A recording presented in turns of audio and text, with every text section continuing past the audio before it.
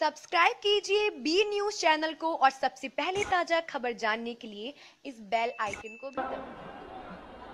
मेरे बंगाल के सभी उपाध्यक्ष सुभाष सरकार जी, जिला अध्यक्ष पुरुलिया श्रीमान विद्यासागर चक्रवर्ती जी, संयोजक निर्मल कर्मकार जी, संयोजक विवेकानंद भट्टाचार्य जी, इतनी भारी संख्या में आज की सभा में उपस्थित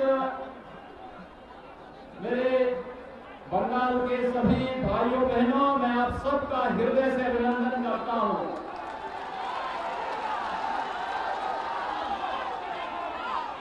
भाइयों बहनों, मैं बंगाल की धरती को नमन करता हूं, जिस धरती ने विपरीत परिस्थितियों में इस देश को संबल दिया था। आप सब जानते हैं ये बंगाल की ही धरती है जिसमें रामकृष्ण परमहंस जी ने अपनी आध्यात्मिक साधना के बल पर लोगों को एक नया संबल दिया था और पूरी दुनिया के अंदर रहने वाले हिंदुओं को कहा था स्वामी विवेकानंद ने कि गर्व से कहो हम हिंदू हैं। ये भाव पैदा करने वाली धरती बंगाल की धरती है। स्वामी विवेकानंद ने दुनिया के अंदर रहने वाले भारतवंशियों से एक ही बात कही थी, अपनी धर्म और संस्कृति पर गौरव की अनुभूति करो, और गर्व की अनुभूति के अनुसार उन्होंने कहा था कि गर्व से कहो हम हिंदू हैं। और ये वही बंगाल की धरती है जिसने इस देश को राष्ट्रगान गुरुदेव रविंद्रनाथ टैगोर के द्वारा दिया। जन गण मन का जो गायन है, राष्ट्र ज्ञान का वह प्रतीक, वह गौरव बंगाल की धरती ने इस देश को दिया। तो इस देश के अंदर अंग्रेजों की गुलामी से इस देश को मुक्त कराने के लिए मंत्र बन चुका वंदे मातरम में राष्ट्रीय गीत भी बंगाल की धरती ने भारत को दिया। मित्रों, मुझे आश्चर्य होता है कि बंगाल की धरती तो वास्तव में ये भारतीय जनता पार्टी की धरती होनी चाहिए, क्योंकि भारतीय जनता पार्टी पूर्व जनसंघ के संस्थापक अध्यक्ष डॉक्टर श्यामा प्रसाद मुखर्जी इसी बंगाल की धरती की देन थे। और इसलिए मैं बंगाल के कार्यकर्ताओं के द्वारा बंगाल के अंदर एक निर्मम, एक बर्बर, एक अराजक, एक अलोकतांत्रिक, एक असंवैधानिक, एक भ्रष्ट सुश्री ममता बनर्जी के नेतृत्व की टीएमसी सरकार के खिलाफ जो मोर्चा लिया है, मैं आप सबका हृदय से इसके लिए अभिनंदन करता हूं। मित्रों, मैं अभी जिस रास्ते से आया हूं, मैंने देखा है बंगाल के अंदर आकर के देखा है, गरीबी अपनी आंख से देखी है। सुश्री ममता बनर्जी पिछले कई बार से मुख्यमंत्री हैं आपके बंगाल के अंदर, लेकिन पिछले 5 वर्षों के दौरान मोदी जी के नेतृत्व में पूरे देश के अंदर जो परिवर्तन आया है, 4.5 वर्षों के अंदर जो कार्य मोदी जी के नेतृत्व में पूरे देश के अंदर हुआ है, अगर उसका कुछ भी हिस्सा बंगाल ने ईमानदारी के साथ लागू करने का प्रयास किया होता तो संभवतः इन गरीबों के पास भी मकान बन गए होते, जिनके पास कच्चे मकान दिखाई दे रहे हैं।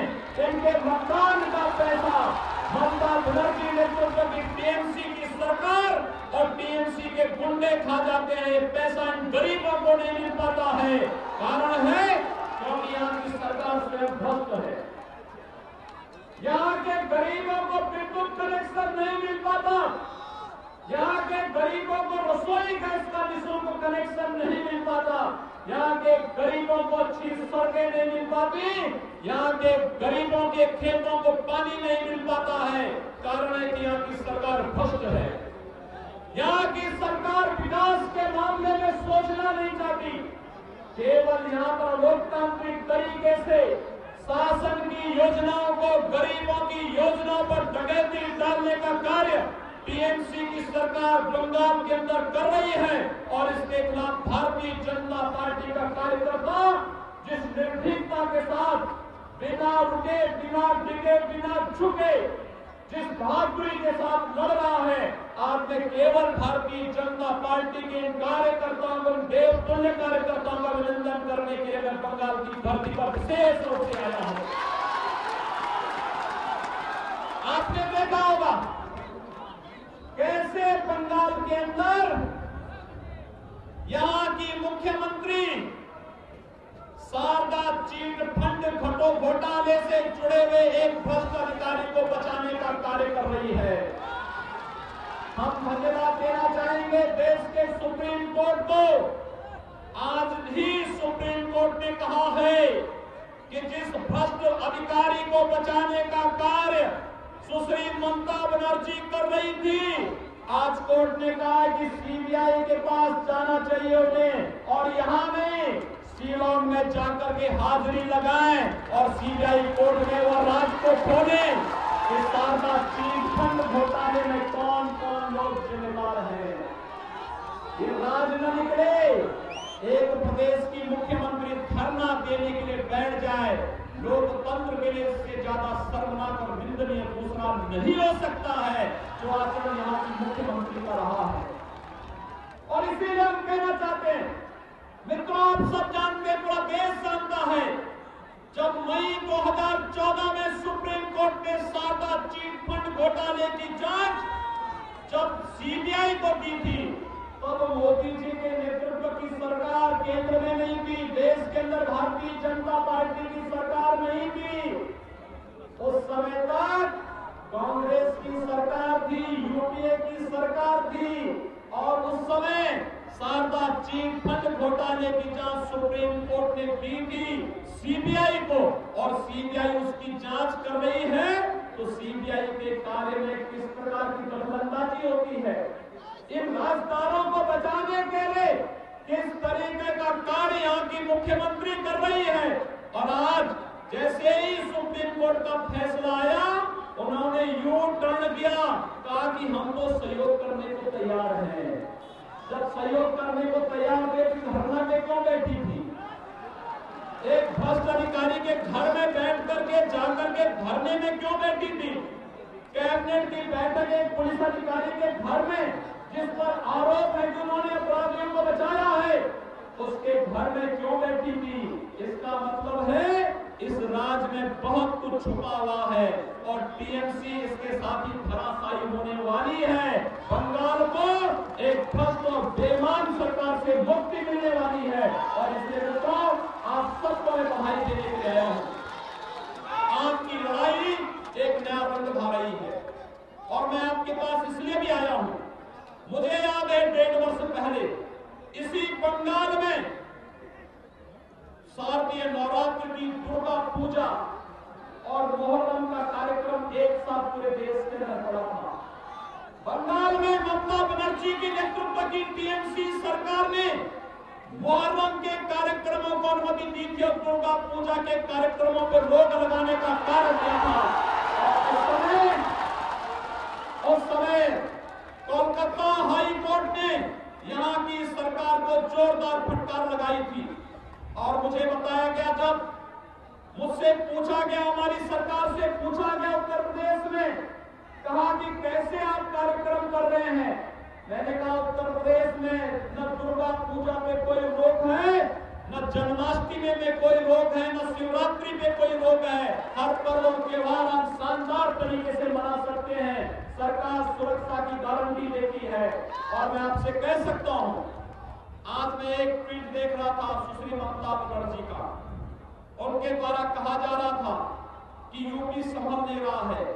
मैं बोलना चाहता हूं ममता जी से, यूपी बहुत अच्छे तरीके से संभल रहा है। और मैं फिर कह रहा हूं, जिस दिन भारतीय जनता पार्टी की सरकार बंगाल के अंदर आएगी, टीएमसी के गुंडे अपने गले में तख्ती लटकाकर वैसे ही चलेंगे जैसे उत्तर प्रदेश में सपा बसपा के गुंडे अपने गले में तख्ती पगड़ी लटका करके चलते हैं और कहते हैं कि हमें बख्श दो, अब हम किसी के साथ अन्याय नहीं करेंगे, किसी का शोषण नहीं करेंगे। उत्तर प्रदेश के अंदर भारतीय जनता पार्टी सरकार का कार्य है कि गुंडे आज अपनी जान की भीख मांग रहे, किसी पर छेड़ने की बजाय, किसी को छेड़ने की बजाय और कहीं दंगा करने की बजाय आज सिर्फ अपनी जान की भीख मांग रहे हैं। ये उत्तर प्रदेश में भारतीय जनता पार्टी की सरकार है। हमारे यहाँ भी पंचायत चुनाव हुए थे, स्थानीय निकाय के चुनाव हुए थे, भारतीय जनता पार्टी ने भारी बहुमत से चुनाव जीता था, एक भी जगह हिंसा नहीं हुई थी, सपा बसपा की जमानतें जब्त भी वहां हुई थी। और मैं फिर कह सकता हूं, बंगाल के अंदर पंचायत चुनाव में भारतीय जनता पार्टी के कार्यकर्ताओं की जिस प्रकार की निर्मम हत्याएं हुई थी, जिस प्रकार से अन्य राजनीतिक दलों के कार्यकर्ताओं की निर्मम हत्याएं हुई थी, ये लोकतंत्र के लिए चुनौती है।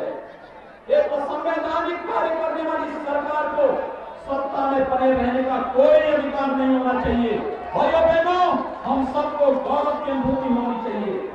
आज इस देश में आदरणीय मोदी जी के नेतृत्व में एक ऐसा नेता भारतीय जनता पार्टी ने देश को दिया है, जिन्होंने अपने करिश्माई नेतृत्व से केवल भारत का नया भारत के अंदर ही नहीं, गांव, गरीब, किसान, नौजवान, महिलाएं, व्यापारी, समाज के प्रत्येक तबके के हितों के लिए कार्य करने के साथ साथ जिन्होंने विश्व मंच पर भारत के गौरव को बढ़ाया है।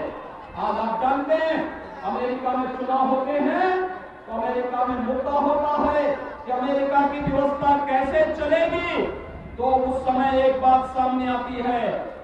आज के जो राष्ट्रपति हैं अमेरिका के, श्री डोनाल्ड ट्रंप, याद करिए 2016 में जब राष्ट्रपति का चुनाव लड़ रहे थे, उस समय उन्होंने भी कहा था कि जैसे भारत के अंदर श्री नरेंद्र मोदी के नेतृत्व में वहां की सरकार कार्य कर रही है, वैसे ही अमेरिका के अंदर अमेरिका की सरकार भी कार्य करेगी। यानी विश्व मंच पर भारत का गौरव रहा है। चैंपियन ऑफ अर्थ के रूप में आज भारत के प्रधानमंत्री श्री नरेंद्र मोदी जी को सम्मान दिया जाता है। आज विश्व मंच पर भारत की गरिमा को बढ़ाने वाले पूरे देश के अंदर योजनाओं का लाभ हर एक गांव, गरीब, किसान, नौजवान तक पहुंचाने वाले एक एक किसान को, अभी बजट में आपने देखा होगा, हर किसान को एक वर्ष में 6,000 रुपये सीधे किसान के खाते में डालने का कार्य मोदी जी की सरकार करने जा रही है। मोदी जी को मालूम था कि खाते में अगर पैसा नहीं डालेंगे तो बंगाल में टीएमसी के गुंडे गरीबों का पैसा खा जाएंगे, और इसलिए पैसा गरीब के खाते में सीधे जाएगा। बंगाल के किसानों को लाभ मिलेगा। बंगाल के मजदूरों को केवल 51 रुपया प्रति महीने देना है, और 60 साल की उम्र के बाद 3,000 रुपये की पेंशन उन्हें प्राप्त होने लग जाएगी। ऐसे मजदूरों को, मध्यम आय वर्ग के लोगों की इनकम की लिमिट को 5 लाख से ऊपर करने की घोषणा, व्यापारियों के लिए की गई घोषणाएं, ये तमाम ऐसी घोषणाएं हैं जो एक आम नागरिक के जीवन में व्यापक परिवर्तन ला सकती है। और मित्रों, मैं आपको कह सकता हूं, भारतीय जनता पार्टी की सरकारें जहां जहां हैं, वहां कहीं दंगा